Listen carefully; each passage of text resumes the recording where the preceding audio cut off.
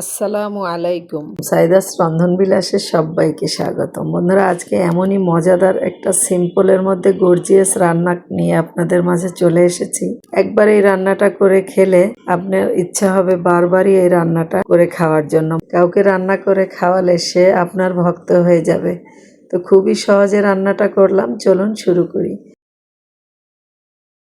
আমি 6টা ডিম সেদ্ধ করে খোসা ছাড়িয়ে নিয়েছি। এখন একটা চাকু দিয়ে মাঝ বরাবর কেটে দুভাগ করে নেব। পিছনের সাইডগুলোকে একটু এই চাকুর সাহায্যেই কেঁচা দিয়ে দেব।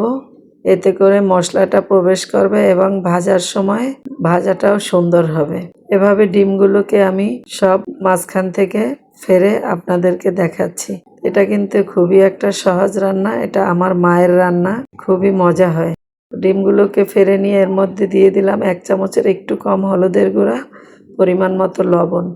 এখন হলুদ এবং লবণটাকে ডিমের সাথে একটু মিক্সড করে নিচ্ছি।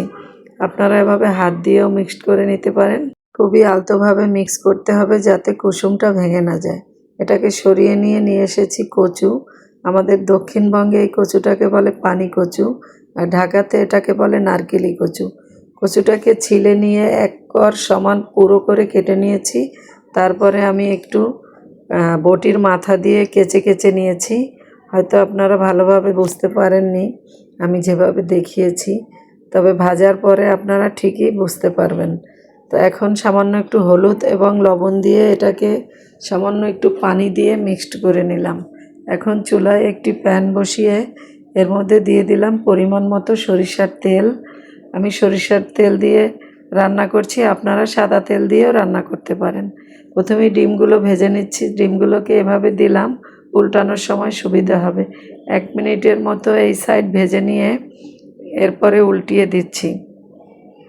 তো ডিমগুলোকে উল্টিয়ে একটু এই যে সাইডটা কুসুম রয়েছে এই সাইডটা একটু ভালোভাবে ভেজে নিতে হবে। তো 2 সাইডকেই আমি একটু লাল লাল করে ভেজে নিয়েছি। এতে করে এই কুসুমটা যে ভাজা হয়েছে না, লাল হয়েছে, সুন্দর একটা স্মেল ছড়ায়। এবার ডিমগুলোকে তুলে নিয়ে আবারও একই ফ্রাই প্যানে দিয়ে দিলাম আবার তেল। সরিষার তেলটা দিয়ে একটু গরম হলে আবার এই কচুটাকে মেখে রেখেছিলাম সেটাকে দিয়ে মিডিয়াম আঁচে ঢাকনা দিয়ে ঢেকে, যেভাবে আমরা বেগুন ভাজি করি বা পটল ভাজি করি ঠিক সেভাবেই ভেজে নিতে হবে। একটু উল্টিয়ে পাল্টিয়ে এভাবে ভেজে নিচ্ছি। দেখুন বন্ধুরা, আবার একটু ঢাকনা দিয়ে দিলাম। দেখুন ভাজার পরে এখন কিন্তু বোঝা যাচ্ছে কিভাবে আমি কচুগুলোকে কেচে নিয়েছি। আপনারা কাঁটা চামচের মাধ্যমেও কেচে নিতে পারেন, তবে আমার কাছে বটি দিয়ে এভাবে করে নিয়েছি, এটা সহজ হয়েছে। একসময় আমিও কাঁটা চামচের মাধ্যমে এগুলো এভাবে কেচে নিতাম। এখন ভাজা হয়ে গেছে, সবগুলো কচু উঠিয়ে নিয়ে আপনাদেরকে দেখিয়ে দেব কতটা সুন্দর হয়েছে। আর এভাবে যারা খাননি বন্ধুরা, একবার খেয়ে দেখবেন যে কি স্বাদ হয় এই রান্নাটা। একটা কড়াই দিয়ে পরিমাণ মতো সরিষার তেল দিয়ে 1 কাপের মতো পেঁয়াজ কুচি দিয়ে দিলাম। পেঁয়াজটাকে একটু ভেজে হালকা একটু কালার চলে আসলে এর মধ্যে দিয়ে দেব বাটা পেঁয়াজ এবং রসুন দিলাম 1 চা চামচ, আর 3 চা চামচ উঁচু করে দিলাম বাটা পেঁয়াজ। তো এটাকে একটু কষিয়ে নিয়ে পেঁয়াজের রসুনের কাঁচা গন্ধটা দূর হলে এর মধ্যে পরিমাণ মতো পানি দিয়ে দেব মশলা কষানোর জন্য। পানিটা দিয়ে এর মধ্যে দিয়ে দিচ্ছি 1 চা চামচ হলুদের গুঁড়া, 2 চা চামচ লাল মরিচের গুঁড়া, 1 চা চামচ ভাজা জিরার গুঁড়া, পরিমাণ মতো লবণ। মশলাটাকে ভালোভাবে কষিয়ে নেব।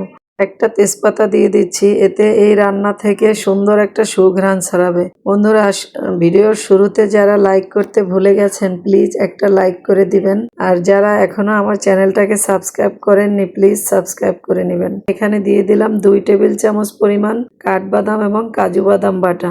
আমার আম্মু এই রান্নার মধ্যে নারকেলের দুধ ব্যবহার করতেন, তবে নারকেলের দুধ অনেক সময় অনেকের স্বাস্থ্যের জন্য ক্ষতিকর, তাই আমি এখানে বাদাম বাটা ব্যবহার করেছি।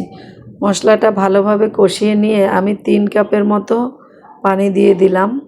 পানিটা যখন ভালোভাবে ফুটে আসবে তখন এর মধ্যে ভেজে রাখা কচু দিয়ে দিচ্ছি।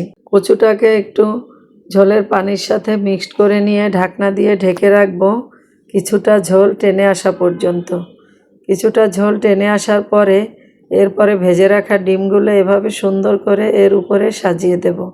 ডিমগুলো দেয়া হয়ে গেলে আবারও ঢাকনা দিয়ে রান্না করব মিডিয়াম লো আঁচে।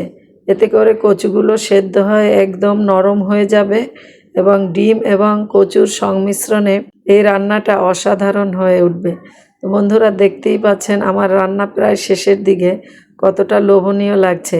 আর ডিম হাতের কাছে আমাদের সব সময় থাকে বাড়িতে, তাই এরকম বাজার থেকে কচু কিনে আপনি এই রান্নাটা খুব সহজেই করে নিতে পারেন। আর বাড়িতে মাছ মাংস সব সময় খেতেও ভালো লাগে না, এরকম কিছু ইউনিক রান্না খেলে বাচ্চারাও খুব মজা করে খায়। তো বন্ধুরা, এখন একটু পরিবেশন করে দেখাচ্ছি আমার রান্নার লুক কতটা সুন্দর এসেছে। আর আপনারাও কমেন্ট করে জানাতে কিন্তু ভুলবেন না আমার রান্নাটা কেমন হয়েছে। তো এই যে দেখিয়ে দিলাম। এই ডিমের কারিটা সাদা ভাত পোলাওয়ের সাথে খেতে বেশি ভালো লাগে। তো বন্ধুরা, আপনাদের কাছে কেমন লেগেছে জানাতে ভুলবেন না। আজ বিদায় নেব, দেখা হবে আবারও কোনো ইউনিক রেসিপি নিয়ে। আল্লাহ হাফেজ।